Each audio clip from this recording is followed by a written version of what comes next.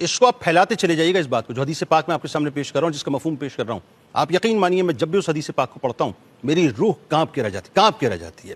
بہت for granted لیتے ہیں ہم اللہ کے حساب کتاب کو، بہت فار گرانٹیڈ لیتے ہیں، اور ہم یہ سمجھتے ہیں شادی جیسے دنیا میں اسکیپ وے ہمارے پاس ہے، ہمارے پاس آخرت میں بھی ایسا کوئی اسکیپ وے ہوگا. بہت فار گرانٹیڈ لیتے ہیں نا، جیسے دنیا میں ہم کسی کو لے دے کے اپنا کام چلا لیتے ہیں، وہاں بھی خدا نخواستہ کام چل جائے گا. بہت فار گرانٹیڈ لیتے، بیونڈ دی امیجنیشن ہے. اللہ کا جو شدید ترین معاملہ ہے نا عذاب کو، بیونڈ دی امیجنیشن ہے. بیونڈ دی امیجنیشن ہے کہ کس طرح کا احتساب ہوگا اور کس طرح سے جو گھسیٹا جائے گا، یہ بیونڈ دی امیجنیشن ہے. اس کو آپ الفاظ میں بیان نہیں کر سکتے. یعنی آپ سوچئے آج ہم کیا کر رہے ہیں، حق مارتے چلے جاتے ہیں، کسی بھی شکل کے اندر لے لیجیے اس کو آپ. کسی کو گالی دے دی، کسی کی غیبت کر دی، کسی کو برا بھلا کہہ دیا، کسی کو ناحق مار دیا، کسی کو تھپڑ مار دیا، کسی کا پیسہ کھا لیا، کسی کا خون بہا دیا، اور پھر ہم کیا کرتے ہیں؟ دیکھ لیں گے قبر میں، دیکھ لیں گے حشر میں، دیکھ لیں گے. پھر سنیں اس حدیث پاک کو جس کا مفہوم آپ کے سامنے رکھ رہا ہوں. سرور دو جہاں صلی اللہ علیہ وآلہ وسلم تشریف فرمائے، اور انسٹنٹ آپ نے ایک سوال کیا صحابہ کرام رضوان اللہ تعالیٰ علیہم اجمعین سے کہ تم جانتے ہو مفلس کون ہے؟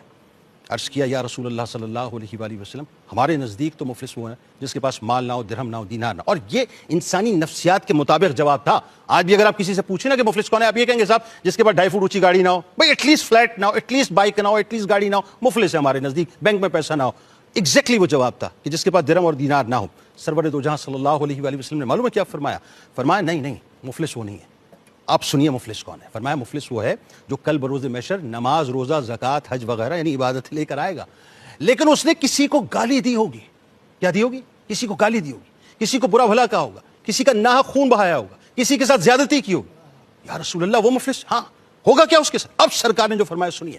یعنی اس وقت وہ کھڑا ہوگا شخص، مدعی سامنے موجود ہوگا، اس شخص کی جتنی بھی نیکیاں ہیں وہ مدعی کے کھاتے میں ٹرانسمٹ کر دی جائیں گی. آج ہم کرتے ہیں بلا تمثیل، وائی فائی سے کیسے ٹھک کر کے ڈیٹا جاتا ہے، ڈیٹا سارا ٹرانسمٹ ہو جائے گا اس شخص کے پاس جس نے دعویٰ کیا ہوگا. لیکن بات یہاں بھی نہیں رکے گی.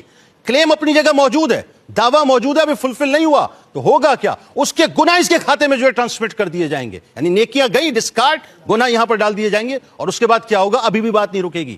فرشتوں کو حکم ہوگا، گھسیٹے جائے گا، اور اس کے بعد وہ راند درگاہ کر کے داخل جہنم کر دیا جائے گا. ذرا تصور کیجئے میں اور آپ کہاں پر کھڑے ہیں. یہ زبانیں بند کر لیں صاحب، بند کر لیں. لوگوں کو گالیاں دینا، غیبتیں کرنا، سوشل میڈیا کے اوپر لوگوں کو لان تان کرنا، گھر میں ایک دوسرے کو برا بھلا کہنا، ایک دوسرے کے ساتھ زیادتی کرنا. اور یہ عقل کی بنیاد پہ لوگ بڑا عقل مند ہے صاحب. پیسے کما لیے اس نے فوراً، 2 نمبری کر لی، حرام کما لیا، چیٹنگ کر لی، لوگوں سے جو ادھر ادھر سے وصول کر لیا، حرام پیسہ کما لیا، لوگوں کا حق مان لیا، ادھر کا پیسہ ادھر، ادھر کا پیسہ. یہ سب ہوگا یہ کہ وبال بن کے یہاں اٹکا ہوا ہوگا، اور یہاں اٹکا ہوا ہوگا، یہاں اٹکا ہوا ہوگا، اور یہاں سے گھسیٹا جائے گا انسان. آج تو دنیا میں بڑی عیش و عشرت ہو جائے گی، بڑے مزے ہو جائیں گے، بڑی پاور طاقت ہوگی. لیکن کل جو ہوگا اس کا خمیازہ جو ہے وہ ایسا ہے، خدا نخواستہ اگر بھگتنا پڑ گیا تو بھگتنے کی سکت نہیں ہوگی. اللہ تعالیٰ میں عقل سلیم عطا کرے.